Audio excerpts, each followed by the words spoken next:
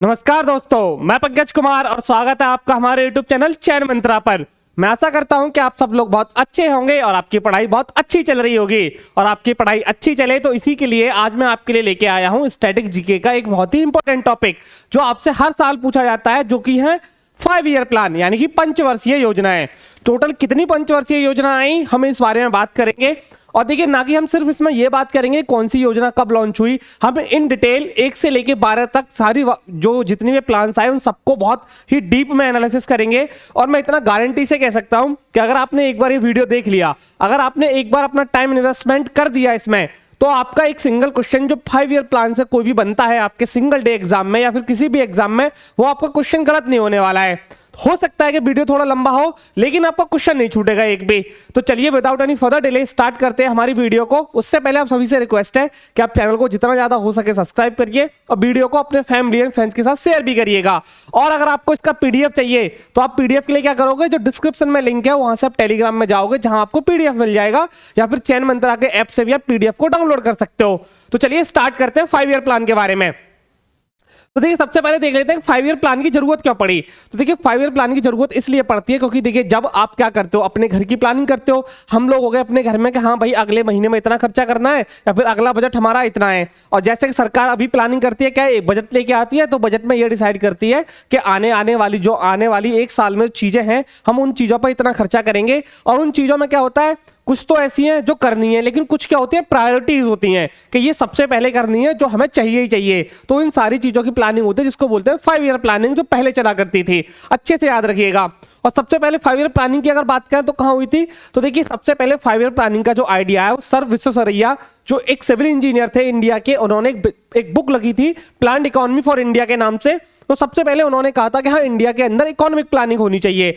और उसके बाद में फिर क्या होता है, आप देख सकते हो सबसे बाद में 1934 में उन्होंने क्या करा था। 1934 में, पेन लेता हूं मैं यहाँ पे येलो आपके लिए, 1934 में एम विश्वेश्वरैया जी ने क्या लिखा था, एक बुक लिखी थी जिस बुक का टाइटल था प्लान्ड इकोनॉमी फॉर इंडिया, जिन्होंने सबसे पहले बात की थी। देन उसके बाद में 1938 में प्लानिंग कमेटी यानी कि प्लानिंग कमेटी बनाई गई, जिसके चेयरमैन बने Pandit Jawaharlal Nehru and later on Subhash Chandra Bose ji उसके चेयरमैन बने थे। ये याद रखिएगा। 1938 में प्लानिंग कमेटी बनी गई जिसके चेयरमैन आपको पता है पंडित जवाहरलाल नेहरू जी बने। देन उसके बाद बात करें तो उस टाइम पे ऑब्जेक्टिव क्या था, तो ऑब्जेक्टिव ये था कि 1950 यानी कि 1947 में जब हम आजाद हुए थे, तो उसके बाद रियलाइज हुआ कि हमारी इकोनॉमी बहुत ज्यादा मतलब गर्त में थी, लोगों की हालतें खराब थी, तो इसीलिए हमें प्लान करना था अपनी इकोनॉमी को। तो सबसे पहले जो हमारी एग्जिस्टिंग इंडस्ट्रीज थी उस टाइम पे, जो प्रेजेंट थी, उनको बढ़ावा देना था और नई इंडस्ट्रीज को सेटअप करना था, जिससे जीडीपी ग्रोथ रेट हो और लोगों को एम्प्लॉयमेंट मिले, अल्टीमेटली लोगों की लाइफ बेटर हो। तो इसके लिए ये याद रखिएगा मेन ऑब्जेक्टिव था। अब बात करें कि दुनिया में सबसे पहले इकोनॉमिक प्लानिंग किस देश में हुई थी, कैसे हुई थी, तो हमने, या फिर आप बोल सकते हो क्वेश्चन आता है कि इंडिया ने जो 5 ईयर प्लान है वो कहां से बोरो किया है, तो वो हमने बोरो किया है यूएसएसआर से, जिसको मॉडर्न डे में हम रसिया बोलते हैं। और सबसे पहले इंसान जिन्होंने की थी वो थे जोसेफ स्टालिन। याद रखिएगा कौन थे, जोसेफ स्टालिन थे, जो 1924 से लेके 1953 तक यूएसएसआर को हेड करते थे। याद रखिएगा, यूएसएसआर को हेड करते थे। हमने ये यूएसएसआर से क्या बोरो किया, याद रखिएगा, क्वेश्चन सिंपल सीधा पूछा जाएगा आपसे। नेक्स्ट, आपको बेसिक फंडा समझ आया। अब बात कर लेते हैं एम विश्वेश्वरैया जी के बारे में। तो देखिए 15 सितंबर, याद रखिएगा इस डेट को, सितंबर 15 को हम हर साल इंडिया में क्या बनाते हैं, इंजीनियर डे बनाते हैं, इंजीनियर्स डे बनाते हैं। क्यों बनाते हैं, कि जो एम विश्वेश्वरैया जी हैं इनकी क्या है, बर्थ एनिवर्सरी मनाई जाती है। जो एक सिविल इंजीनियर थे इंडिया में, इन्होंने बहुत कंट्रीब्यूशन किया था, इसीलिए हम मनाते हैं इसको हर साल। ये क्वेश्चन भी बन सकता है आपसे। नेक्स्ट आगे बढ़ते हैं, फर्स्ट 5 ईयर प्लान के बारे में बात कर लेते हैं। तो देखिए फर्स्ट 5 ईयर प्लान के बारे में सबसे पहले टाइमलाइन याद रखिए। सबसे पहला 5 ईयर प्लान कब आया, 1951 में आया। 1951 से लेके कब तक चला, 1951 से लेके 1956 तक चला, ये याद रखिएगा। इसका हमारा सबसे पहला मेन मुद्दा क्या था, याद रखिए, किसके द्वारा, पंडित जवाहरलाल नेहरू जो देश के पहले प्रधानमंत्री थे। किस पे फोकस किया गया, एग्रीकल्चर पे, यानी कि जो एग्रेरियन सेक्टर था हमारा, एग्रीकल्चर सेक्टर पे सबसे ज्यादा फोकस किया गया था। क्योंकि ऐसा तो था नहीं कि हम एकदम से इंडस्ट्रीज लगा दें और सबको एम्प्लॉयमेंट दे दें, क्योंकि उस टाइम पे भी जो हमारी, और इवन आज के टाइम पे भी अगर आप देखोगे तो हमारा जो मेनली जो एम्प्लॉयमेंट वर्क आता है, अब तो कम करती जा रही है गवर्नमेंट, वो किस पे आता है एम्प्लॉयमेंट, हमें एग्रीकल्चर से आता है। तो मेन फोकस क्या था, एग्रीकल्चर पे था। और फिर जब एग्रीकल्चर है तो एग्रीकल्चर करने के लिए क्या डैम्स को सैंक्शन किया गया, जिसके अंदर भाखड़ा नागल डैम पहला डैम था जो सैंक्शन किया गया था। इसको भी याद रखिएगा, बिल्कुल मत भूलना इस चीज को। और यही वो हमारा पहला प्लान था जिसके अंदर इंडिया में पहली बार आईआईटी सेटअप करी गई। तो पहली आईआईटी कौन सी थी? तो पहली आईआईटी थी आपकी खड़गपुर, याद रखिएगा आईआईटी खड़गपुर। क्वेश्चन आ सकता है क्या आईआईटी कौन सी थी? खड़गपुर। आईआईटी खड़गपुर कहां पड़ती है? आईआईटी खड़गपुर, आईआईटी खड़गपुर पड़ती है वेस्ट बंगाल के अंदर। टोटल 5 आईआईटी बनाई गई थी, अच्छे से याद रखिएगा, बिल्कुल मत भूलना इस चीज को, ठीक है। हमने जो टारगेट था हमारा 2.1% था जीडीपी ग्रोथ रेट का, और एक्चुअल में होती कितनी है? 3.6%, यानी कि जो एक्सपेक्ट किया था उससे ज्यादा हुआ था। याद रखिएगा, क्वेश्चन पूछा जाएगा कि वो कौन सा 5 ईयर प्लान था जिसके अंदर आईआईटी सेटअप करी गई। तो हमारा कौन सा फर्स्ट 5 ईयर प्लान था। बेसिक फंडा बिल्कुल अच्छे से याद रख लेना। नेक्स्ट आगे बढ़ते हैं सेकंड 5 ईयर प्लान के बारे में। तो देखिए सेकंड 5 ईयर प्लान की डेट क्या होगी, कब चला ये? तो हमारा 1956 से लेके 1961 तक चला, 5 साल के लिए था, 5 साल बाद चेंज हो जाएगा। अब बात कर लेते हैं इसका।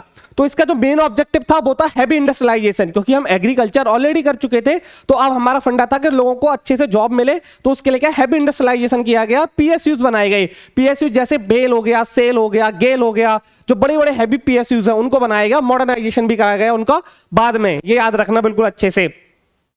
अब बात करें ये जो प्लान है ये किस पे बेस्ड था, किसके द्वारा ड्राफ्ट किया गया था? तो ये किया गया था पीसी महालनोबिस के द्वारा, पीसी महालनोबिस जी के द्वारा किया गया था। याद रखिएगा, क्वेश्चन सीधा आता है कि पीसी महालनोबिस जी जो थे उन्होंने किस में कंट्रीब्यूशन दिया था, किस प्लान को पीसी महालनोबिस बोला जाता है?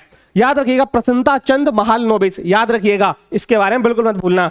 और पहली बार इंडिया में ग्रास रूट लेवल पर क्या पंचायती इलेक्शंस इंट्रोड्यूस करे गए 1959 में। इसी प्लान के अंदर पंचायत लेवल पर जो इलेक्शन होते हैं ना रूरल एरियाज में, वो इसी प्लान के अंदर इंट्रोड्यूस किए गए थे, याद रखिएगा। और सेकंड फंडा क्या था कि आप इससे समझिए कि जब हम इंडस्ट्री सेटअप कर रहे हैं तो हम चाहेंगे कि हमारे देश में जो हमारे देश में इंपोर्ट हो रहा है चीजों का वो कम से कम हो, इसीलिए जो इंपोर्ट वाली चीजें थी उन पर टैरिफ लगाए गए थे। सिंपल यहां से देख सकते हो। जीडीपी ग्रोथ रेट की बात करूं तो एक्सपेक्टेड 4.5% यानी 4.5 था, रियल में हुई थी 4.2%। पीसी महालनोबिस का फोटो आप देख सकते हो, ये लगा हुआ है। अगर बात करूं पीसी महालनोबिस जी के बारे में तो देखिए इनको स्टैटिस्टिकल मैन ऑफ इंडिया कहा जाता है, और इन्होंने ही इंडिया के अंदर इंडियन स्टैटिस्टिकल इंस्टीट्यूट यानी कि भारतीय सांख्यिकी संस्थान की स्थापना की थी। क्वेश्चन सीधा पूछा जाएगा आपसे, यहां पे लिख देता हूं आपके लिए, इंडियन स्टैटिस्टिकल इंस्टीट्यूट, याद रखिएगा भारतीय सांख्यिकी संस्थान, इसकी स्थापना की थी इनके द्वारा, पीसी महालनोबिस जी के द्वारा। क्वेश्चन पूछा जाएगा, गलती मत करना बिल्कुल भी।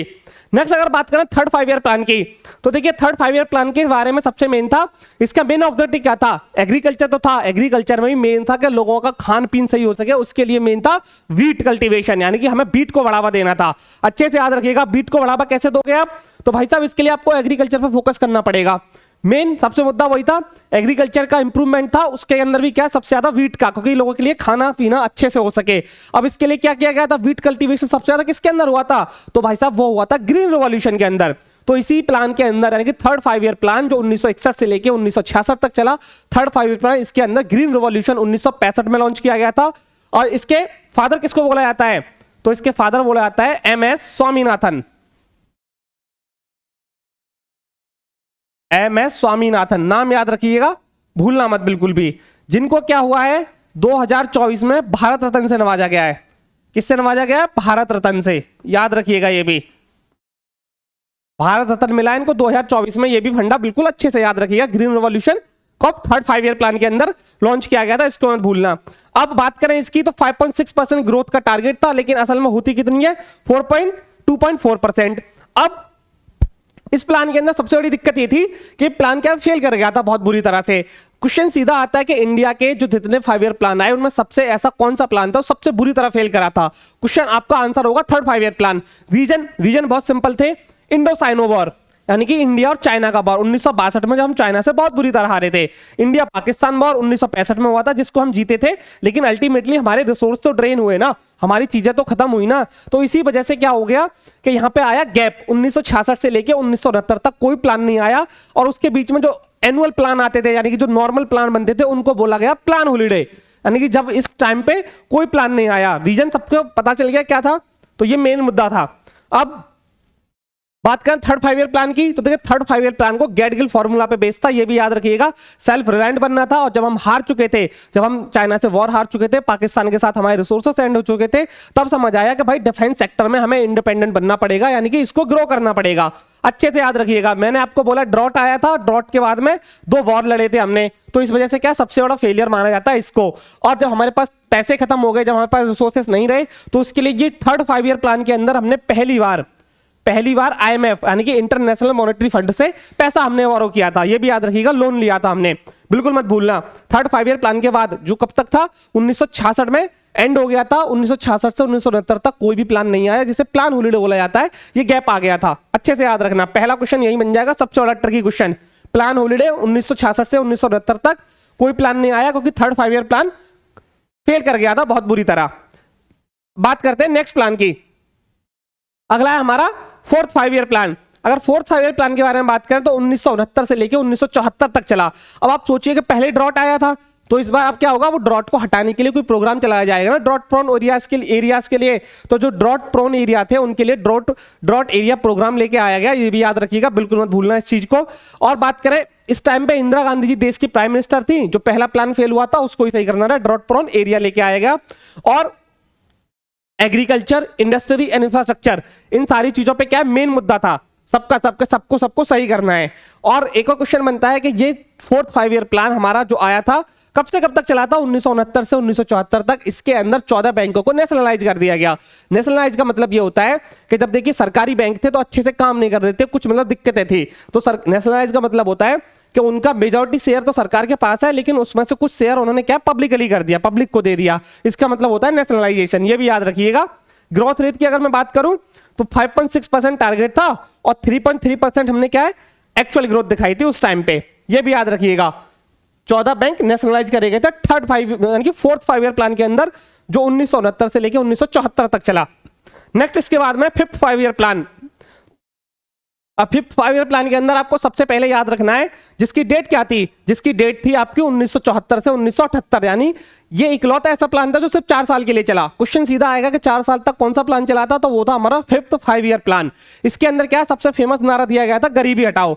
इंदिरा गांधी जी के द्वारा नारा दिया गया था गरीबी हटाओ आंदोलन, तो गरीबी हटाओ का नारा इसी के द्वारा दिया गया था, याद रखिएगा। पॉवर्टी एलिवेशन, गरीबी हटाओ, सबसे मेन ये था। और बात करें तो 1975 में electricity supply amendment act bill को पास कर दिया गया था, जिसके अंदर सेंट्रल गवर्नमेंट का हस्तक्षेप या सेंट्रल गवर्नमेंट आ गई थी, जो इलेक्ट्रिसिटी जनरेशन और सप्लाई के अंदर सेंट्रल गवर्नमेंट का स्टे आ गया था, उससे पहले नहीं होता था इस बिल के थ्रू, याद रखिएगा। Indian national highway system introduce किया गया था, सीधा क्वेश्चन आएगा। और मिनिमम नीड प्रोग्राम भी चलाया गया था, और जो किसके द्वारा प्रिपेयर किया गया था, डीपी धर के द्वारा इसको प्रपोज किया गया था या बनाया गया था। मिनिमम नीड प्रोग्राम क्या था, यानी कि कोई एक ऐसा इंसान जिसको बेसिक खाने, रहने और पीने के लिए जो बेसिक मिनिमम जरूरत है उसके लिए प्रोग्राम चलाया गया था, जिसको बोलते हैं मिनिमम नीड प्रोग्राम। डीपी धर ने इसको प्रपोज किया था। बात करें जीडीपी ग्रोथ रेट की तो 4.8 टारगेट था, मतलब 4.4 टारगेट था, 4.8 अचीव करी थी, यानी कि अच्छी खासी ग्रोथ हुई थी। लेकिन लेटर ऑन क्या होता है कि बाद में जब मुरारजी देसाई जी की जब सरकार बन जाती है, मुरारजी देसाई जी की सरकार बन जाती है, वो मुरारजी देसाई जी इसको रिजेक्ट कर देते हैं, और जब रिजेक्ट कर देते हैं तो कुछ तो गड़बड़ होगी, तो यहाँ पे क्या फिर से एक गैप देखने को मिलता है हमें। इसके बाद में क्या 2 साल के लिए हमें गैप देखने को मिलता है, जो 1978 से लेके 1980 तक रहता है, 2 साल के लिए गैप आ जाता है, जिसको बोला जाता है रोलिंग प्लान। अब रोलिंग प्लान का आपसे सीधा सीधा क्या पूछा जाएगा, रोलिंग प्लान का सीधा सीधा आपसे ईयर पूछा जाएगा, जो 1978 से लेके 1980 तक, यानी कि 2 साल के लिए रहा, ये याद रखिएगा, बिल्कुल मत भूलना इस चीज को, यानी कि गैप आ गया। तो मैंने आपको जैसे बोला पहला गैप कब आया, 1966 से लेके 1969 तक, ये 3 वर्ष का गैप आ गया था, 3 ईयर का गैप आ गया था, 3 ईयर का गैप आ गया था, ठीक है। अब यहां पे क्या है, 1978 से लेके 1980, ये आ गया आपका 2 साल का गैप, ये भी याद रखिएगा। 2 ईयर का गैप आ गया यहाँ पे, ये भी याद रखिएगा गैप। अभी एक और गैप आने वाला है, तो मेन चीज ये सबसे पहले मुद्दा याद रखिए।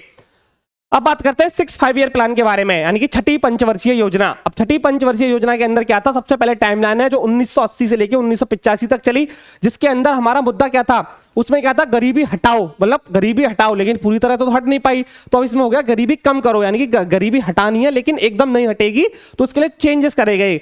सबसे पहला गरीबी रिडक्शन यानी कि कम करनी है, एम्प्लॉयमेंट बढ़ाना है, ये अच्छे से याद रखिएगा। और क्या है, फैमिली प्लानिंग और ओवर पॉपुलेशन का जो फंडा था उसको कम करना है, और जो नेहरूवियन सोशलिज्म था यानी कि जो नेहरूवादी समाजवाद था उसका अंत हो गया इसके अंदर, और इंटीग्रेटेड रूरल डेवलपमेंट प्लानिंग करी गई, IRDP, याद रखिएगा IRDP छठे 5 ईयर प्लान के अंदर आया था। और अगर मैं बात करूं आपसे तो शिवरमन यानी कि शिवरमन कमेटी के अंदर क्या है, प्रपोज किया गया था, जिसके अंदर प्रपोज करने के बाद में किसकी स्थापना करी गई, NABARD, national bank for agriculture and rural development, याद रखिएगा, जिसके हेडक्वार्टर कहां मिलेंगे आपको देखने के लिए, जिसके हेडक्वार्टर आपको मिलेंगे मुंबई में देखने को लिए, ये याद रखिएगा, मुंबई में इसके हेडक्वार्टर है। नाबार्ड की स्थापना करी गई थी 5 ईयर प्लान के अंदर, जो 1980 से 1985 तक चला था, आफ्टर रोलिंग प्लान, क्योंकि 5 के बाद में 2 साल का गैप आ गया था। जीडीपी ग्रोथ रेट की अगर मैं बात करूं तो 5.2% टारगेट था और हमने अचीव करी थी 5.7%, यह भी याद रखना। नेक्स्ट अगला प्लान के बारे में बात करते हैं। अब है हमारा 7th 5 ईयर प्लान, जो हमारा 1985 से लेके 1990 तक चला, 1985 से लेके 1990 तक चला। इसमें हमारा मेन फोकस था, एग्रीकल्चर तो था, एग्रीकल्चर में भी मेन फोकस था हमारा फूड ग्रेन्स में बीट हो गए, दलहन हो गए, तिलहन हो गए, इन सारी चीजों पे हमारा मेन फोकस था।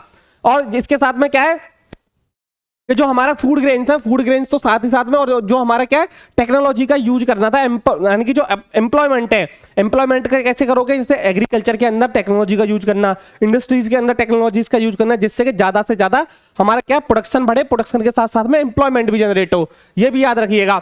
इस प्लान के अंदर जब क्या है, इस प्लान के अंदर हमने हाईएस्ट एग्रीकल्चर प्रोड्यूसर देखा। क्वेश्चन आएगा कि किस प्लान के अंदर एग्रीकल्चर सबसे ज्यादा प्रोडक्शन हुआ था, तो वो था 7th 5 ईयर प्लान, ये भी याद रखिएगा। अब नेक्स्ट बात करें इस प्लान के बारे में, तो देखिए इसमें हमारा क्या इकोनॉमिक क्राइसिस आ गया था 1990 से लेके 1992, 2 साल का आपको फिर से क्या है गैप देखने को मिलेगा, क्योंकि इस टाइम पे आ गया था फाइनेंशियल क्राइसिस हमारे यहाँ पे, बिल्कुल अच्छे से याद रखना, इस चीज को मत भूलना। 6 5 ईयर प्लान के बारे में अब बात कर लेते हैं, फाइनेंशियल क्राइसिस आया क्यों था। तो देखिए इस टाइम पे इंडिया में फाइनेंशियल क्राइसिस आया था, जिसके अंदर क्या हुआ था, हमारे फॉरेक्स रिजर्व तो आप समझते होंगे ना, जो सरकार अपने पास में पैसा रखती है, फॉरेक्स रिजर्व कितना बचा था, सिर्फ 5.5 बिलियन, 5 बिलियन से भी कम बचा था, $5 बिलियन से भी कम बचा था, कितना USD यानी कि US डॉलर, $5 बिलियन से भी कम बचा था, जिसके अंदर यह था कि सिर्फ हम 3 वीक तक का ही सामान इंपोर्ट कर सकते थे, उतना पैसा नहीं था हमारे पास में, इतनी बुरी हालत हो गई थी। इसी के लिए क्या है, जो हमारा 8वां 5 ईयर प्लान है वो डिले हो गया था, वो टाइम से नहीं आ पाया था, और इसके चलते होता क्या है, सरकार को यह समझ आ गई कि भाई ऐसे काम नहीं चलने वाला है, तो इसके लिए जो इंडिया के सबसे बड़े अब तक के मेजर रिफॉर्म माने जाते हैं, जिनको बोलते हैं LPG, लिबरलाइजेशन, प्राइवेटाइजेशन, ग्लोबलाइजेशन, जिनको हिंदी में कहा जाता है उदारीकरण, निजीकरण, वैश्वीकरण, इन रिफॉर्म को कराया गया, याद रखिएगा। PV नरसिम्हा राव की सरकार थी। अगर बात करें हमारे देश के उस टाइम पे फाइनेंस मिनिस्टर कौन थे, तो one of the great economist Manmohan Singh ji, जो लेटर ऑन हमारे देश के प्रधानमंत्री भी बने, याद रखिएगा। डॉक्टर मनमोहन सिंह जी जब इंडिया के फाइनेंस मिनिस्टर थे, तब हमारे LPG रिफॉर्म लेके आए गए थे, इकोनॉमिक स्टेबिलिटी को लेके, ये बिल्कुल अच्छे से याद रखना है, इस चीज को मत भूलना। देन इसके बाद में आता है आपका 8 5 ईयर प्लान, जो 1992 से लेके 1997 तक चला। अब यहां पे सबसे बड़ा मुद्दा ये है कि आपको क्या ये समझ आया ना कि 3 गैप आ गए हैं, मैं तीनों गैप बता चुका हूं आपको। सबसे पहला 1966 से लेके 1969 तक एक गैप आया, ठीक है। फिर आपका 1978 से लेके 1980 तक एक गैप आया। देन उसके बाद में एक गैप कौन सा आया, 1990 से लेके 1992 तक एक गैप आया, ठीक है। याद रखिएगा, इस चीज को बिल्कुल मत भूलना, एकदम अच्छे से कंठस्थ कर लो। आगे प्लान की बात करते हैं, 8 5 ईयर प्लान, जो हमारा 8वीं पंचवर्षीय योजना थी, उसके अंदर क्या है, तो इंडस्ट्रीज के अंदर सबसे पहले मॉडर्नाइजेशन यानी कि तकनीकी का यूज करना, यह हमारा मेन पर्पस था, याद रखिएगा। अब देखिए जब हमने इंडस्ट्रीज बना दी, सब उसमें टेक्नोलॉजीज यूज कर दी, तो हमारा प्रोडक्शन बढ़ गया, और प्रोडक्शन बढ़ गया तो उसको क्या है, आपको देशों के भेजना भी तो है, बेचना भी तो है, एक्सपोर्ट भी तो करना है, तो इसके लिए आपको कुछ ट्रीटी साइन करनी पड़ेंगी। तो इसीलिए इंडिया 1 जनवरी 1995 को वर्ल्ड ट्रेड ऑर्गेनाइजेशन का क्या बन जाता है, मेंबर बन जाता है, जिसके हेडक्वार्टर कहां मिलेंगे आपको देखने के लिए, जिसके हेडक्वार्टर आपको मिलेंगे जेनेवा स्विट्जरलैंड के अंदर, याद रखिएगा, जेनेवा स्विट्जरलैंड के अंदर मिल जाएंगे। और बाकी अदर गोल्स की बात करूं तो वही पॉवर्टी का रिडक्शन करना था, एम्प्लॉयमेंट जनरेट करना था, ठीक है, डेवलपमेंट को स्ट्रेंथन करना था, इंफ्रास्ट्रक्चर को बनाना था, ये मेन था। बाकी ये जो मेन फंडा है ये याद रखिएगा। और सबसे मेन मुद्दा था इसमें जो हमारी पंचायत और नगर पालिका है, यानी कि पंचायत और जो नगर पालिका है उनको डिसेंट्रलाइज कर दिया। इसका मुद्दा ये समझिए कि देखिए जैसे दिल्ली में आपने एमसीडी का नाम सुना होगा, एमसीडी हो गई जो अर्बन लोकल बॉडीज भी बोला जाता है जिनको, तो इनको क्या है, जो गांव में पंचायत होती है और जो बड़े बड़े शहरों में जो नगर पालिका अर्बन लोकल बॉडीज होती हैं उनको डिसेंट्रलाइज, यानी कि सेंटर ऐसा तो है नहीं ना कि यहाँ कूड़ा नहीं उठा, यहाँ कचरा नहीं उठा, इन सारी चीजों को देखेगी। तो इसीलिए ये अपना काम अपने तरीके से कर सकें, अपने तरीके से उनको देखें और अपनी वहां से टैक्स वसूलें जो थोड़ा बहुत लेते हैं, उसके जरिए क्या है इनको डिसेंट्रलाइज कर दिया गया था। क्वेश्चन सीधा पूछा जाएगा कौन से 5 ईयर प्लान के अंदर हुआ था, तो आपका आंसर होना चाहिए 8वां पंचवर्षीय योजना जो 1992 से लेकर 1997 तक चली। याद रखिएगा जीडीपी ग्रोथ रेट की बात करें 5.6 हमारा टारगेट था, लेकिन 6.8 हमने इसमें क्या विटनेस करी थी। याद रखना इस चीज को बिल्कुल, मतलब जितनी उम्मीद थी उससे आउट परफॉर्म किया था। नेक्स्ट है 9th 5 year plan. 9th 5 year plan कब से कब तक, 1997 से लेकर 2002 तक चला। 1997 से 2002 तक अटल बिहारी वाजपेयी जी की सरकार थी, यह भी याद रखना, बिल्कुल मत भूलना। सबसे मेन था पॉवर्टी को हटाना था, पॉवर्टी को हटाना हमारा सबसे बड़ा था। और देखिए ये 5 ईयर प्लान एक ऐसा था कि जिसके अंदर क्या था कि क्वालिटी ऑफ लाइफ की बात करी गई थी। अब तक क्या था कि हमने एग्रीकल्चर करा, इंडस्ट्री करी, सब कुछ करा, देन उसके बाद में क्या है हमने गरीबी हटाई, सब कुछ हुआ। अब यहाँ पे बात करी गई थी कि जब हम इन स्टैंडर्ड से ऊपर बढ़ गए हैं तो अब बात करते हैं लोगों को क्वालिटी ऑफ लाइफ देने के लिए, जो वेस्टर्न कंट्रीज में होता है कि भाई क्वालिटी ऑफ लाइफ पे बात करी जाती है। भले ही कुछ बाकी चीजें आप कितनी भी जीडीपी ग्रोथ रेट कर लो, जैसे कि अभी भी क्या है इंडिया में हम जीडीपी तो ग्रोथ कर रही है, थोड़े टाइम में हम 3rd जीडीपी बन जाएंगे, वर्ल्ड की सबसे बड़ी जीडीपी, लेकिन क्वालिटी ऑफ लाइफ के बारे में क्या, तो उसके बारे में बात करी गई थी और कहीं ना कहीं ये मुद्दा आज भी चर्चे में है, तो क्वालिटी ऑफ लाइफ इंप्रूव होनी चाहिए। याद रखिएगा जीडीपी ग्रोथ रेट की बात करूं 7.1% का टारगेट था, 5.4% हमने विटनेस कर दी। ज्यादा कुछ इस वाली योजना में आपको याद रखने की जरूरत है नहीं। नेक्स्ट आगे बढ़ते हैं 10वीं पंचवर्षीय योजना जिसको बोलते हैं 10th 5 ईयर प्लान जो 2002 से लेकर 2007 तक चला। याद रखिएगा इसमें क्या लोगों की पर कैपिटा इनकम जो होती है उसको क्या डबल करना था अगले 10 साल के अंदर। याद रखिएगा, और हर साल 8% जीडीपी ग्रोथ रेट हो उसके लिए टारगेट सेट करे गए कि जो हमारा टारगेट है पॉवर्टी को रिड्यूस करना था 15% बाय 2012 तक। क्या हुई? बिल्कुल हुई, लेकिन उतनी नहीं हो पाई जितना टारगेट था, यह भी याद रखिएगा। और बात करूं अगर आपसे तो जो जेंडर गैप है एजुकेशन में, उसको क्या कम करना था एजुकेशन में और जो बेजेस रेटेड में। अब जेंडर गैप क्या है कि देखिए मान लीजिए कि एक स्कूल में लड़के कितने पढ़ते हैं और गर्ल्स कितनी पढ़ती हैं। अब आप अक्सर देखोगे अब तो ये गैप कम होने जा रहा है, लेकिन पहले क्या होता था लड़के को ज्यादा एडमिशन होता था और गर्ल्स का कम एडमिशन होता था। तो इस जेंडर गैप को कम करना था और यही बेजेस में था कि जो मेन है उनको ज्यादा बेजेस मिलती थी और जो वुमेन है उनको कम बेजेस मिलती थी। ये भी याद रखिएगा। 8.1% टारगेट था और 7.6% हमने एक्चुअल ग्रोथ रेट करी थी। हालांकि ये नंबर नहीं पूछे जाएंगे, लेकिन अगर आपसे एक माइंड में रखना है कि कौन से का कितना आइडिया है, कितना टारगेट था हमारा। नेक्स्ट अगले की तरफ बढ़ते हैं 11th 5 year plan. 11th 5 year plan आपका 2007 से लेकर 2012 तक चला और इस प्लान का सबसे खूबसूरत जो वो था राइट टू एजुकेशन। जो राइट टू एजुकेशन एक्ट है हमारा 2009 में पास कर दिया गया था, 4th में आया था, यानी कि इंप्लीमेंट हुआ था 2010 से, जिसके अंदर ये हो गया था कि 6 से लेकर 14 साल तक के जितने बच्चे सबको एजुकेशन कंपलसरी कर दी गई थी। याद रखिए कंपलसरी एजुकेशन कर दी गई थी इसके अंदर, बिल्कुल अच्छे से याद रखिएगा।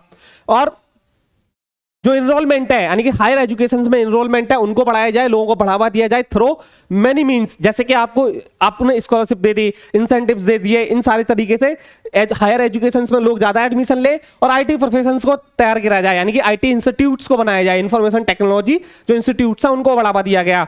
अगर मैं और बात करूं आपसे तो पहली बार एनवायरमेंट सस्टेनेबिलिटी की बात हुई, क्योंकि आपको पता है ग्लोबल वार्मिंग का इशू सामने आ चुका था तब तक। तो एनवायरमेंट सस्टेन यानी कि जो आगे टारगेट्स आगे जो भी प्लान्स होंगे उनको जब बनाया जाए तो ध्यान में रखा जाए कि भाई एनवायरमेंट को कोई हानि ना पहुंचे। तो एनवायरमेंट सस्टेनेबिलिटी की ये बात करी गई, ठीक है। जेंडर इक्वलिटी की बात करी गई और इसको प्रिपेयर किसने किया था? सी रंगराजन, यानी कि सी रंगराजन जी ने इसको प्रिपेयर किया था, जो 11वीं पंचवर्षीय योजना थी, बिल्कुल याद रखिएगा। 2009 तक ड्रिंकिंग वाटर सबके पास पहुंचाया जाए, इसी के लिए एक नेशनल जल जीवन मिशन है, जिसके अंदर यह है कि 2024 के एंड तक हर रूरल हाउस होल्ड के पास में टैप वाटर कनेक्शन दिया जाए।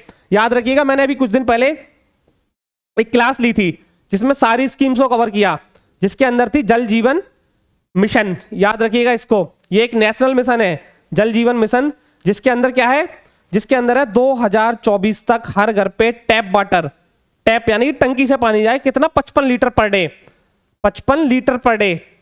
याद रखिएगा इस चीज को। जीडीपी ग्रोथ रेट 9 का टारगेट था, 8 हमने अचीव करी। राइट टू एजुकेशन 11वीं पंचवर्षीय योजना में पास किया गया था। अगला है हमारा 12वीं पंचवर्षीय योजना, जिसको 12th 5 ईयर प्लान बोलते हैं और जो कि लास्ट 5 ईयर प्लान है हमारा। इसको अगर मैं बात करूं आपसे तो इसके जो ऑब्जेक्टिव थे वो क्या थे? जेंडर एंड सोशल गैप्स कम करने थे स्कूल इनरोलमेंट में। ये सबसे बड़ा इशू था हमारे पास में, जो अभी भी कहीं ना कहीं है कि जो बॉयज की एजुकेशन है उस पर ज्यादा ध्यान दिया जाता है और गर्ल्स की एजुकेशन पे कम ध्यान दिया जाता है, और ये हमारे शुरू से 5 ईयर प्लान का भी हिस्सा रहे हैं। और नेक्स्ट हमारा एनहेंस करना है हायर एजुकेशन को, जो मैं आपको अभी बता चुका हूं। माल न्यूट्रिशन कम करना है 0 से लेकर 3 साल तक के बच्चों के लिए। माल न्यूट्रिशन का मतलब ये होता है कि जब बच्चे को जो खाना दिया जाता है उसके अंदर न्यूट्रिएंट्स की कमी है, या फिर उसको जितना खाना मिलना चाहिए वो खाना नहीं मिल पा रहा है, तो इसीलिए उनको क्या प्रॉपर आंगनवाड़ी सेटअप्स, जो आपको पता आंगनवाड़ी सेटअप्स होते हैं, या फिर जो आशा वर्कर्स होती हैं, जब प्रेगनेंसी होती है तो उनको कुछ खाने दिए जाते हैं, कुछ पैकेट्स दिए जाते हैं, तो वो इसी चीज का ध्यान रखते हुए दिए जाते हैं कि जो न्यूट्रिएंट्स है वो प्रॉपर मात्रा में मिल सके। ठीक है, याद रखिएगा।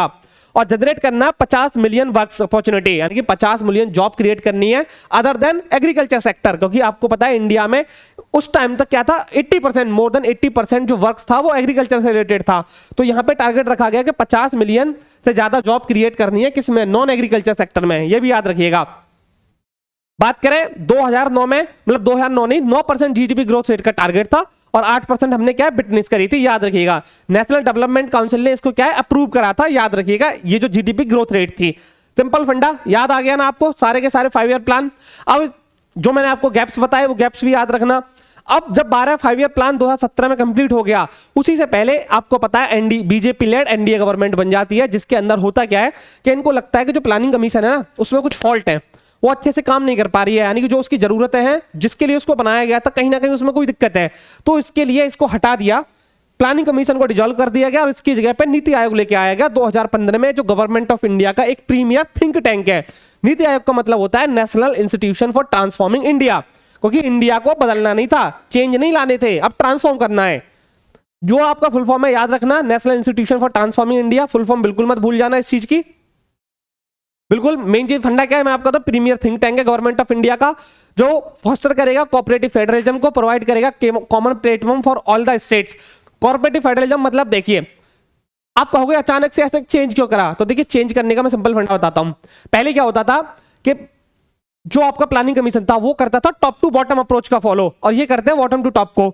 मतलब उसमें क्या होता था कि टॉप पे कोई भी लॉ बन गया, प्लानिंग कमीशन ने सोचा कि ये योजना निकाल देते हैं या फिर ये स्कीम ले आते हैं, ले आए, बाकी सब स्टेट्स को बोल दिया कि आपको इंप्लीमेंट करनी है, डजंट मैटर कि आपको उसकी जरूरत है कि नहीं।